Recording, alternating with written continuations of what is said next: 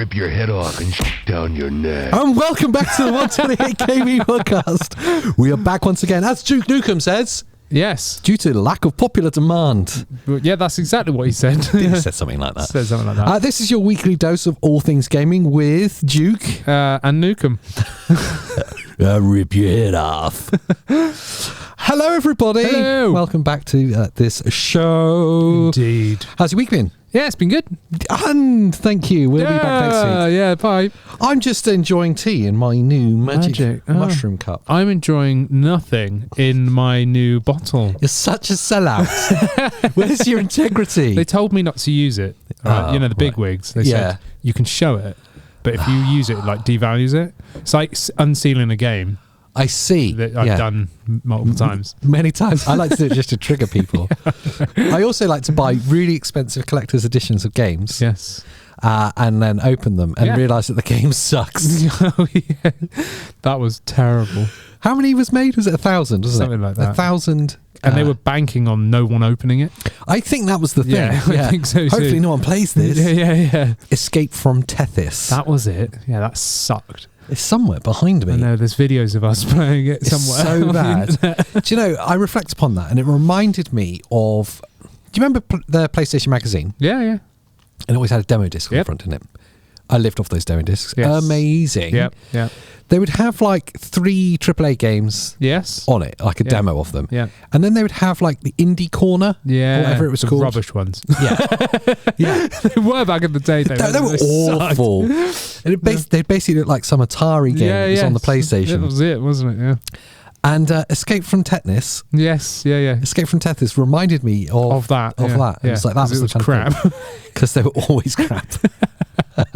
They just were. Yeah. But that's not what I'm here to talk about. No, we're not talking about that. No, this week, Andy. Yes. I want to open the can of worms. Pandora's box. It's Handheld box. Have you been playing those funny games on the Nintendo? I have. I've been on the Nintendo eShop again. Yeah, I thought so. The hentai corner.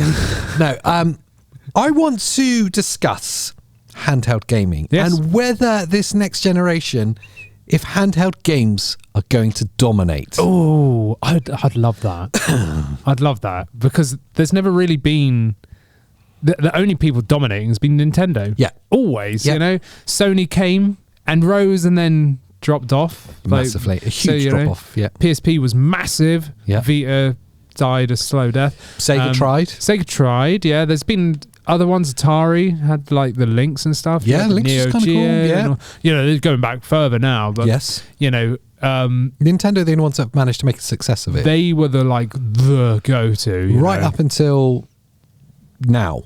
Yeah, since the 3DS died, which was pretty much a year after the Switch came out. Yeah, and that was their only handheld, like dedicated handheld. Yeah, and then they brought forth this new hybrid DS. The DS, not 3DS. Is the DS still the best-selling console of all time? Possibly, yeah. Behind the PS2? Yeah. Or was the PS2 slightly behind it? I can't remember. I remember that they were they're right at the top. Right at the top. Right at the top. Yeah. Switch was getting close to it in sales. I don't think it will quite eclipse No, I think PS2, it's close to 140 million now or something? Huge Switches. numbers, yeah. Yeah, ridiculous. No, it's just an interesting point in which we're seeing the Steam Deck. Yeah. But predecessor to that, the Switch kind of opened the door to handheld gaming being a mainstream way of playing games. Absolutely, and rather than spin-off. A weird kind of dark corner. Yeah, where it was just made for handheld. And there were always lesser games. Smaller games. Yeah. Rubbish graphics. They were always fun. That's why I've always loved handheld gaming. I always have. And again, to a degree... PlayStation tried it, almost got there because they were almost console level games. They really were. Like like on the Vita and stuff. You got some phenomenal games on there, but they weren't the games. No, they weren't the game. It was still like a knockoff. Version. So with the Switch kind of opened the door to because it's a hybrid console as well. How to make a handheld console successful. Yeah. The Steam Deck felt like it was the genesis of how can we make, I want to say AAA games, because it kind of is. How do we make that available in a handheld format? And then we obviously saw the PC handhelds as well, the Windows handhelds. Well, to me, the Steam Deck was like almost the first PC console. Yes. Do you know what I mean? That's a really good way of putting it. Because they had their own UI and everything built on top of Linux. Like, and anyone could use that. You could be a PC noob. Yes. You could be a console gamer. Yep. And buy a Steam Deck and get it to work. Whereas with PC, there's more loopholes and stuff you have to understand, and you can beat your head against a brick wall with some things. But with Steam Deck, it kind of eliminated that, made it very user friendly, and that's what I love about it. But yeah, like you said, now there's all these other ones cropping up. You got the Lenovo Legion Go, you've got the MSI CLAW, ASUS ROG Ally, and then you've got all the stupid A&EO stuff where they release a new one every 2 days, and they're like £1 billion. Like, okay, yeah. But yeah, there's all these random PC ones, but it's. Those aside, the big names like Valve, MSI, ASUS, I mean, huge, massive ones, and then we got the rumours. Well, we'll start with what's here. Yes, yeah. And yes, so now we've seen the heavyweights of PC gaming entering the market with their handhelds, and it's like a huge moment because now we are able to play proper AAA games handheld. Yes, yeah. That's massive. But it's still just a corner of the game market, isn't it? Yeah. It's not like the game market. It's not like handhelds dominating. No, it's made a niche. comeback. Like, yeah. It went from being dead, and Nintendo just flying the flag, like we're still here, you know, to now everyone's trying to get a bit. Yeah, you know, and for me, I love that because I've always loved. I don't know what it is about. I think it's just the pure accessibility. That you can be anywhere you want. Like for me, my memories as a kid with my Game Boy or my Game Boy Advance, it's being on a ferry going to France, or like being in a car driving around the country or going somewhere or wherever I might be on the planet and having my Game Boy. It's a cool thing. And I specifically remember being in different locations in the world and what game I was playing at a certain age, like Streets of Rage and stuff like that. I'm like playing on one, or actually it was Final Fight. I'm thinking of Final Fight 1 on the Game Boy Advance. Sat in Spain, you know, parents going out there to see their friends, and I'm there. They're at a bar, like getting drunk, and I'm there as a kid, like playing Final Fight 1. You know, basically Streets of Rage, and you know that kind of thing. And the same with like Pokemon and all those kind of things. I loved that. When I left home, I wasn't leaving my like PlayStation or whatever behind. I could continue doing it. And to be fair, when I was young, I didn't even have a home console. I only had handheld. It was huge. It's that accessibility that's massive. Nintendo did something very magical with the Switch and enabled your home gaming system to be accessible everywhere. Take it with you, undock it. Right? We all know how the Switch works right now. Yep. And that's tapped into something that was either dormant or unexplored before, that actually gamers want access everywhere all the time. Yeah. The Portal, PlayStation Portal. We've been heavily critical on this, okay? I just want to clear one thing up. Yep. It is wildly successful. Yes, I know, yeah. Sold out constantly. It's because they made 5. But it's well priced. Yeah. It's not that expensive. No. But the key thing is that they realised that players want access all the time, want accessibility on the all toilet. The time. Yep. In the bath. In the same room as your console. In the same room as your telly. In the same room as your router, because it's the only place it works. But it's next to your telly. It's clearly got huge flaws, but those aside, let's pack them up and go, let's just look at it as a handheld accessibility tool. Yeah, but it makes sense because I play the Switch that way.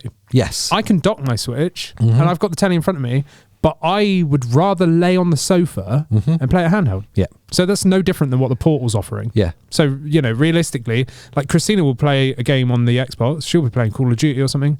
I'm there playing Prince of Persia: The Lost Crown, you know? Like, cool. And it's great. Like, and that is offered as much as we slam on the Portal. That is still the same thing. If you've got someone else that wants the telly or wants to play another game on like the Xbox or whatever, you can play your PlayStation in your hands with a nice big screen with all the features. So it's cool. Have Nintendo, when they did the Switch and now obviously the subsequent devices that come after it, have they tapped into something that we were unaware that existed, and that is that players want an accessible handheld experience all the time? And is that what we're going to see going forward? Well, it's great for me, like seeing since the rise of the Switch and also the Steam Deck, especially because obviously the Switch blew my mind when I saw, okay, we've got home console experience in your hands. Yes. And like, again, seeing Skyrim in your hands. That was unreal. That was like, okay, like this is phenomenal, you know, like this is insane. But aside from that, being a part of groups on Facebook that I just lurk in. Yeah. And seeing people that, I don't know, drive freaking cranes and stuff, and maybe they're sat there for like 4 hours doing nothing, like waiting to do whatever their job is, and they're there like, oh, I get to play my Switch. Or security people at night going, after I've done my rounds, you know, I get a break for an hour or something, and they're there with their Switch or their Steam Deck or whatever. And it just makes sense, you know what I mean? Like, it just makes so much sense to have one at all times. Not everyone's available, especially us growing up, like being adults, having responsibilities. You're not always able to access your home system, and people like truckers and stuff, you know, like they might do a like run, I don't know what they do, but they do whatever they do, drive their truck, and then they might pull over and drive trucks on their truck simulator on the Steam Deck, you know. Probably. But you know what I mean? Like, I love that you're able to do that now. Yeah. Whereas prior, you had to make do with some mediocre like game that was mainly aimed at kids for Nintendo. Do you know what I mean? So that's where I think the big change has come. A huge shift in, you touched upon it a minute ago, and it was that in the past, handheld gaming was, I want to say from a console gamer's perspective, crap. Yes. Okay. And I know that's objectively wrong. Subjectively, from my opinion, it wasn't very good, because some of them were crap. You'd have knockoff versions of the game. Tony Hawk's on Game Boy was impossible. Like, Grand Theft Auto. Yeah. What was it on the Game Boy called? Chinatown Wars? Oh no, that was on the DS. That's a great game, that one. It was not a great game. That one. Not great. You're thinking of the Grand Theft Auto on the GBA. Yes. Yeah, the one I've got. Yeah. That I've still got the box for in mint condition. Yeah, it's terrible. It's terrible. Yeah, it gives you epilepsy. Or it makes you feel really sick. But all of the games that came out weren't the version of the game that I was playing on the PlayStation or whatever. It's a cheap knockoff. It was a cheap knockoff version. Even when Sony had the PSP and the PS Vita, it wasn't the same game. Hang on, the PS Vita. No, I know. You could play PS1 games on the PS Vita, the actual official games. Yes, but it came out way after the PS1. It's not the point. What we can see now, the change is it's no longer these weird versions of games that I have to buy separately as well. Yeah, you absolutely did. Yeah. Now it is, if I'm playing Tears of the Kingdom on my Switch at home, if I have to go out and I've got an hour-long train journey, I can take that with me. Same save, and it's not just Nintendo that do this anymore. We're now seeing it across the gaming market. Absolutely. And obviously, whatever game's available on the system you play. So if you've got a Steam Deck and you've got a Valve library of games, you can play that anywhere. If you've got one of the PC handhelds, the same thing. The fact that on like the Steam Deck you can get Xbox Game Pass with a bit of work. Finagling, There's an app that does it actually, isn't there? Yes, Xbox Play, XB Play. I did a video on it. It's really good. It's not even that expensive, is it? $5. It's a nice $5, yeah. And then you can have Game Pass on Steam Deck. Yeah, without having to mess around in the back end, and you can also remote play. But if you've got like an ASUS ROG Ally or any of the Windows-based ones, you can properly have Game Pass where you can download the game. Whereas on Steam Deck, you have to stream it. So the Portal is 50% of the way there, in my opinion, for PlayStation players. It's not. Maybe 50% is being generous. But the fact that I can technically, maybe not always in practice, but technically I can play my PlayStation game anywhere. Yeah, absolutely. Yeah. And not just the same game, but the same instance of the game. Yeah. Now that is where it changes. That's where the whole handheld gaming landscape goes. This makes sense for mainstream gamers. Yes, yeah, absolutely. I can have my save of Final Fantasy VII. You know, not that I'm biased. I can be playing it at home on my PS5, and then I can go outside. I've got a long, I would say train journey, but it won't work on the train. It won't work anywhere unless you're in your own house. But I can take my handheld version and play and pick up from where I left off. Yes, that kind of remote play thing. It's really cool. Where it gets exciting is when we finished joining these dots together. Yes. So it's mainstream games. They can play the same types and the same instances of games on these things. And now we touched upon it a couple of weeks ago. Yes. PlayStation heavily rumoured to be coming out with an actual handheld console. Handheld, yeah. And, drum roll please, Ooh. Xbox. Not Sega. Oh my God, that would be amazing. The Game Gear 2. Don't tease me. Don't be teasing me with this. New leak. I'm saying it. You just made that up. Yeah. I want to see it in the papers. But you heard it here first. Yes, exactly, yeah. Could you imagine a Game Gear 2? Yeah, it would be huge. It would be like this big. They would ruin it somehow. It's Sega, isn't it? Yeah. But wait, can we just start a wild rumour? Yeah. And I'll get back to my point. Yeah. Sega announced that they are working on some of the old IPs, yes, making they are. new games for them. Yeah. Streets of Rage. Yeah. Shinobi. Taxi. Yes. Crazy Taxi. Yeah. Jet Set Radio. Golden Axe. Yes. Like some absolutely classic games that if you're of a certain age... and me too. Yeah. Okay. You don't have to tell everyone that you're younger than me. Our age, that they are huge games, and the fact that the small snippets they showed, they look amazing. Yes, they do. They look phenomenal. Sega are finally doing some good things. Finally. We'll see. Oh, they better not ruin it. Can they save Sonic? No, they can't save Sonic. No matter what they do, they manage to mess Sonic up every time. But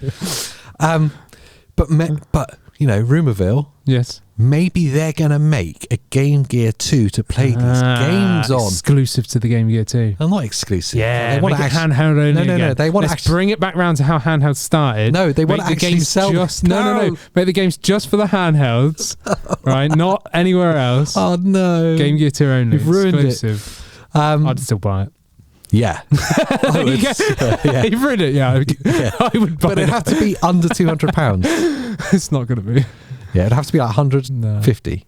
Maybe. Okay, what price point would you buy a Game Gear 2? £100. 300 quid. 300 quid? That's a lot. I wouldn't buy it for 300 pounds. 300 crowns. Apparently now we're in Denmark. 250. I would, just because they'd probably only make like 10 of them and it'd be really extremely rare. Realistically, if it's something you're going to actually play, what's the price point? I have no idea. 250. Yeah.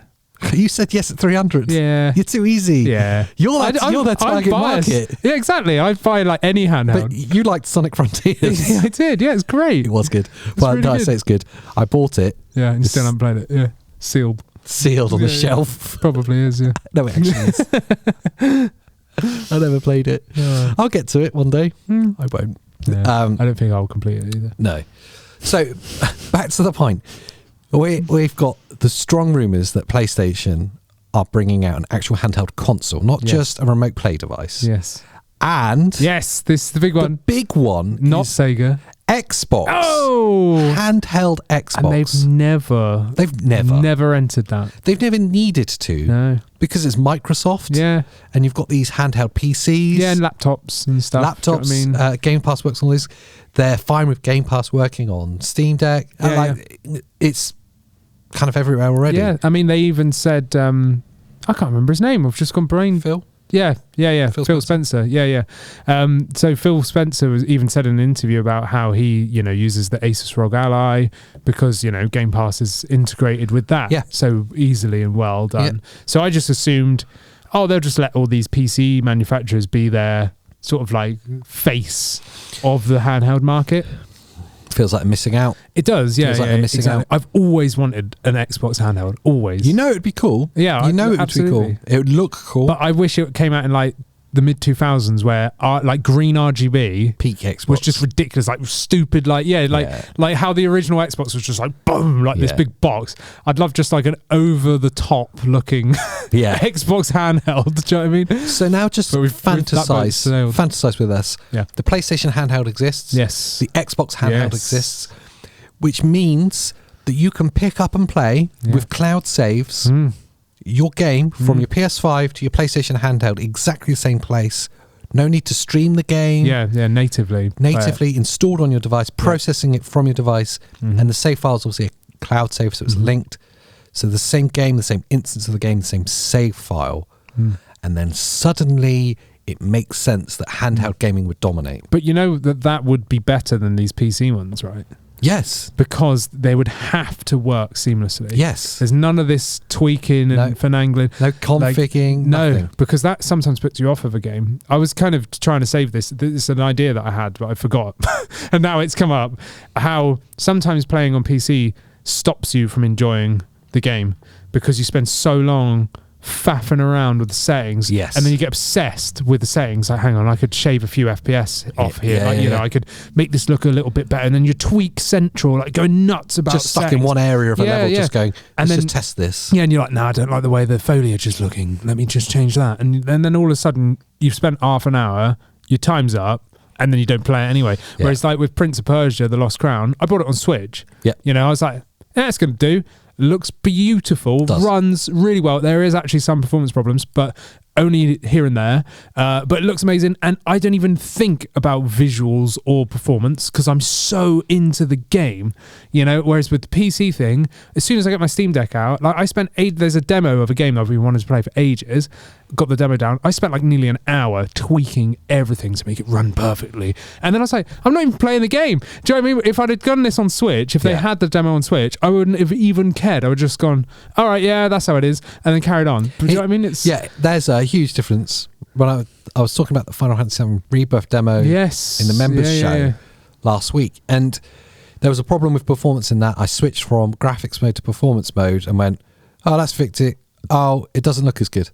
I don't have any options beyond that, so I just have to go along with it. Yes, that is it. Yeah. Oh, this is it. Okay. Yeah, cool. Fine, done. I'm just going to enjoy the game now and forget about that. But obviously with an Xbox handheld, well, first of all, it would be the most powerful handheld ever, wouldn't it? Because Xbox is always power like first.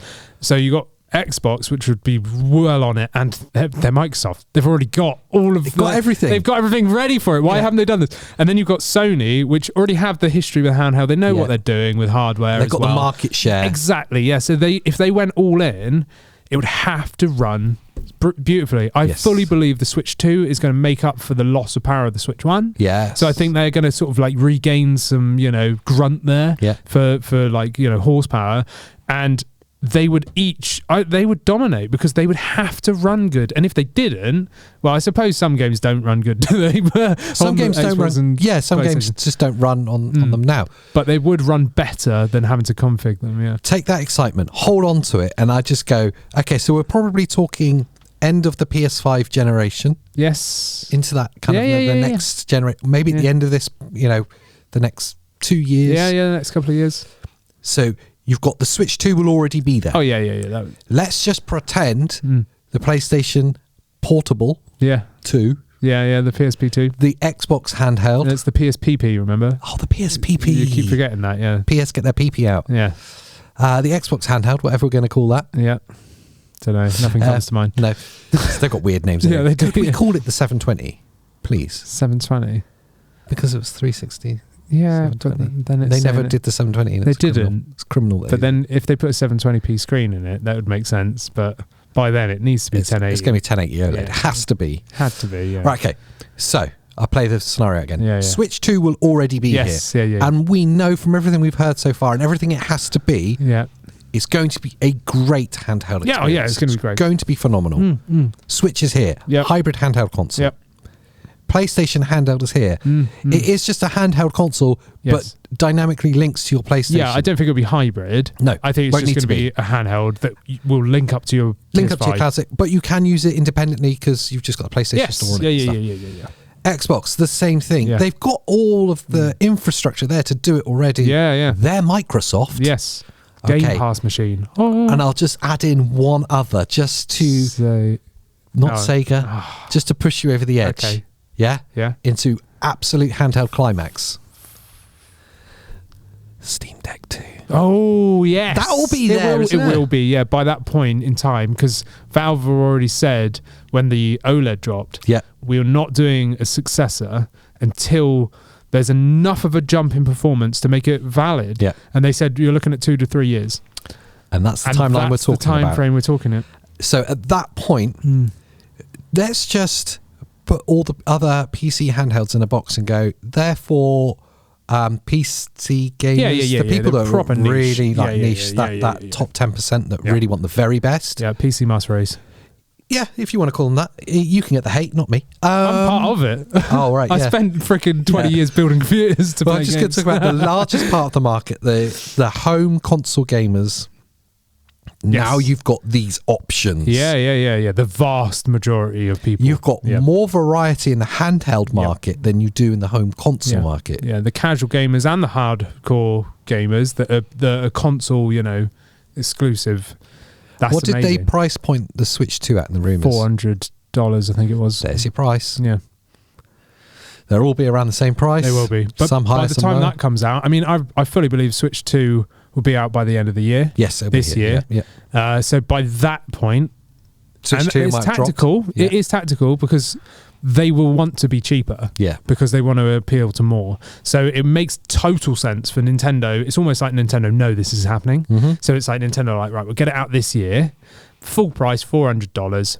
In 2 years' time, when Xbox and PlayStation come out with theirs, we'll knock $100 off. We're at $300, $350 maybe, and PlayStation will be like $450. Xbox will be like $480. Do you know what I mean? Because it will be like proper grunters, like full of power. Steam Deck will do their classic is free models. We'll make it a bit confusing for you. But no, but it makes sense. Accessibility, because again, for PC gamers, you've got two sides. You've got the tinkerers and the builders that I've always sat in, and then you've got the other side, which is pre-builts that don't want to tinker. The only thing that makes me concerned for Nintendo in this, the Switch is undeniably the most successful console of the recent times. Yes. It's ridiculous. The OLED was the perfect addition to that. Oh, it's amazing, yeah. Steam Deck OLED is the first proper wow moment I've had in a long time. Seeing it, it was like, wow, that just looks incredible. Yeah, it's perfect. It's so good. The strong indications are that Switch 2 won't have an OLED screen. I know, that makes me really sad. Makes me sad. It makes me worried for Nintendo in this hypothetical marketplace that it feels like the trajectory is going towards. They have to release an OLED update pretty quickly. Yeah, but you know what they're doing? We just went through the timeline, right? Switch 2. Are they waiting for the others to drop and then go? Exactly. So Switch 2 here. Yeah. 2 years' time, we've got the PlayStation Portable, the Portable, yeah, the PlayStation PP. The PP. Then you got the Xbox BB, there you go. The BB box. Yeah, the BB box, the baby Xbox, the BB box. So you've got those dropping in a couple of years. Yeah. 2 years' time, what's the best place to release an iteration of the Switch 2? Yeah. The OLED, the Switch 2 OLED comes out. Who wins in that game? Nintendo, they always win. I don't know. I bet you that PlayStation and Xbox will go LCD, just like ASUS, Lenovo, MSI. What's the Portal? Everyone. Portal's LCD, isn't it? Yeah, the Portal screen sucks. Like, it's rubbish compared to like the same screen. Compared to the. Be the same screen. Steam It's just Deck. a shame. So I reckon they all come out with really high refresh rate LCDs, which apparently, supposedly, the Switch 2 is going to have because it's going to be cheaper, and it's probably when they say really high for it, well, they took in 120 hertz. Yeah, something like that. Yeah. And I bet you it'll be the same ones that they use because Nintendo have already got them in commission by whatever company. Yeah.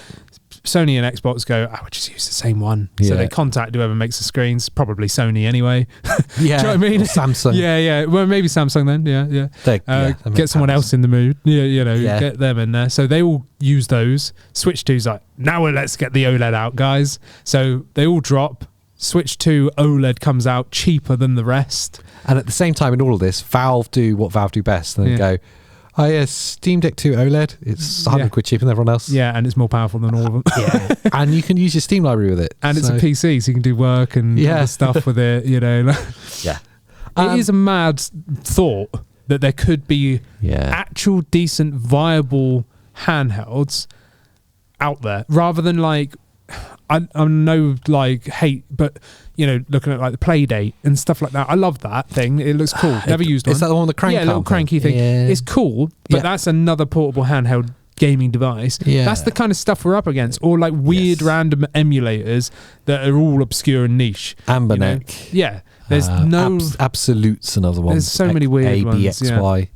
But there's a lot of weird obscure handhelds, and Nintendo have always been the only one there There's no one else. Xbox and PlayStation just been completely out of it. Now Valve's entered. Yeah. I'm not going to include like the Asus and stuff because they're just PCs. Yeah. In my mind, Steam just Deck is a laptops without console. keyboards. Exactly. In my mind, the Steam Deck is a console because they have developed this thing. They haven't just gone Windows, there you go, off you go. Yeah, no, it's this whole UI. This is a whole thing. Yeah. They're fully behind it. All the support's there. They're optimizing stuff every day. You know, it's phenomenal. They're doing a great job. And then for Xbox and PlayStation, if there's 4 mainstream handhelds out on the market, how mental would that be? Being able to play current generation. Yes, all the current ones. Yeah. Saves in.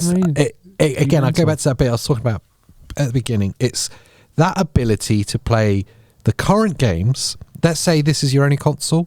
You've just got the PlayStation handheld. PP. The PP. Yeah. You can just play the current games on it. Yes. Buy them, download them from the store. Wicked. Yeah. Or if you're lucky enough to have PS5 and it, Yeah. then you'd be able to play the same game, the same instance of that Yes. game, the same save file. Yeah. That's when it becomes truly Yeah. what the Switch has already done. Yes, exactly. Yeah, and that's the other thing for me, because we did a whole members only podcast about how there's no console war because we just love gaming. Yes. You know, like we don't care. Like we like all gaming, whatever your console is. As long as you're having fun, that's what gaming's about. Right? And they've all got great offerings. And they do. And the fact that Xbox players and PlayStation's players are missing out on the technology of the Switch's seamless gameplay transition between being able to play at home and then walk away and continue playing. If they can experience that, like so many people are going to have an amazing time. It's going to blow their minds, especially those that are so heavy in PlayStation only. They didn't even know what a Switch is. Yeah. You know, they just think it's a kid's toy. Do you know what I mean? Once they get the PlayStation PP in their hands, you know, and have a good old play around with that. I often find once I get the PP in my hands and I play around with it. Yes. Yeah. I You got a realise. dev kit, didn't you? Yeah. Yeah. Yes, that's right. Yes. Yeah. I find when the PP's in my hands and I'm playing with it, Yes. that I can fully appreciate its purpose. Exactly. Yeah. But Magical normally I things just happen. look at it and go, what's the point of that? Sometimes it's disappointing, but Most of the time. once you start using it, it can be incredible. You know, so, but you know, I'm really behind seeing these people enjoy these games. Do you know what I mean? Yeah. And I know Xbox to a degree can, if you go down the route of buying one of these PC ones and then getting Game Pass on it. But that's so niche, like it really is. If Xbox properly release, and PlayStation, you know, if they properly release a handheld system that is seamless, easy to use, user-friendly, and can perform, if they've got the guts to actually do it, and the battery life, that is the biggest thing, to be perfectly honest. Really huge. Like, seeing the jump in battery from the Steam Deck OLED, it was so funny with everyone was like, Steam Deck OLED, man, there's no point. The same thing happened with the Switch. And it's like, who are you? Like, do you know what I mean? Like, have you used one? Because especially with the Steam Deck OLED, where it's not just a screen upgrade, everything's upgraded. The battery life's more than doubled on some stuff. Yeah. I can get like 8 hours out of a 2D game. Yeah. You know, like running at 90 frames per second. Like it's insane. Full on AAA games that are fully pushing it to the max. You can get like 2.5 hours out of it, which is amazing. But some of these really high powered ones like the ASUS ROG Ally, you get like less than 60 minutes of gaming on it. It's not enough. It's not good, not is enough, it? no. It ain't good. Whereas the Steam Deck, it's not as powerful as these other PC ones, but the balance is right. Yeah. You know, the especially the OLED, the Steam Deck OLED in particular has phenomenal battery life. And the same with the Switch. You know, the Switch OLED and that can really perform. So if Xbox and PlayStation come out with something that's really beefy, they've really got to work on their battery life and optimization, and maybe even try and push battery tech further. You know, look at some new alternative methods like small little nuclear power plants in your hands. Infinite gaming. Well, like Iron Man. Yes. Yeah. That. The biggest thing is it has to be open to the current systems. It has to be connected. Yeah. So you can play the same games at the same time. But with digital only becoming a thing, yes, and especially in a couple of years, and that was going to go. It makes sense. Yeah. So my other point is that the reason they failed in the past, PlayStation in particular, was firstly that the media was weird and obscure on its own. Really expensive. Yeah, it was. Yep. And you know that's the big thing. There was this whole like hurdle to getting into the ecosystem. Yeah. It was. Yeah. But also, it means it's another expense for them to support going forward. Absolutely. Yeah, that's why it was expensive in the first place. But if it's the same ecosystem, If it's the same serving that it's connecting to, then the support is the same. Exactly. Which is our argument recently for quite a long time. They're all just PCs anyway, with a different skin on. Yeah. So it's absolutely possible now to realise that dream. Yeah. Whereas in the past, it wasn't possible because they had to do all this random stuff to make it work. So they tried and failed.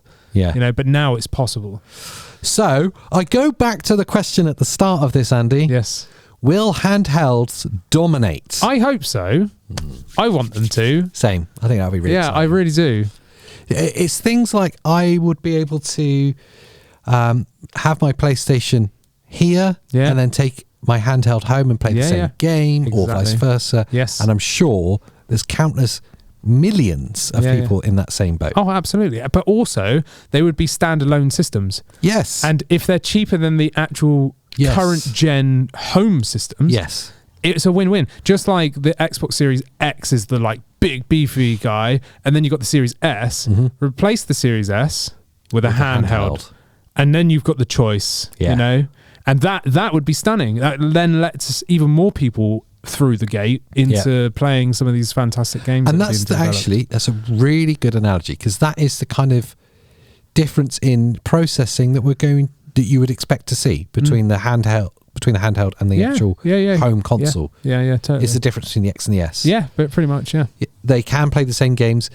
On the X, it's a lot better than on the S, but it is still capable of doing it. Absolutely, yeah. You can still experience it, and that would be fantastic. It would be really exciting. I want to know what you guys think. Will you think handhelds will dominate this coming generation of gaming? Be really excited. Are you excited by that idea? Let us know in the comments below if you're on YouTube. If you're on the podcast listening, I don't know how you let us know. Or maybe I'll do a little thing somehow. Or you write to us. Use a postcard. Send a postcard in. That's it, Or shout it out the window. Yes. Yeah, so if you're within a mile, we'll hear it. Or you could just go on social media and let us know. There's that as well. Go on that Triple X website. Just X. Just single X. Don't go to Triple X. Oh, okay. Anything. Single X website. That's how you ended up in trouble again. Oh, HR will get involved. I had a letter. I wondered what that was about. Yeah, it was Triple X. It was addressed to you, though, with all those funny games you keep playing on the Nintendo eStore. No, I don't know what you're talking about. Yeah. No. Hentai Farmer. That was. I just want to know how to grow vegetables. Yeah, it's weird. Mr. Bowser from Nintendo. It was all about aubergines, so it was weird. Strange, yeah. And octopuses. Octopuses. Eggplants and Octopuses is the name of an album, isn't it? But yeah, let us know. Yes. And if you're on YouTube, whilst you're down there rummaging around. This. Oh, yeah, we've got things. And there's memberships where you get to watch exclusive videos for members only, just on YouTube. And you can see these early as well. And you get early access to these shows. But also hit the thumbs up, subscribe to the channel because it really helps out. And if you're on Spotify or any of the other podcast platforms, do rate the show, because actually it does help us out more. It really does. I'm still not sure what the help is, but it is helpful. It is, yes. Let's just say that. It just makes us smile. Yes. So until the next time, we'll see you next time. Bye. Bye. Bye. Oh, he's still there. Oh. I kind of have to be here because we're doing the members only bit. Oh, yeah. Time for the members only.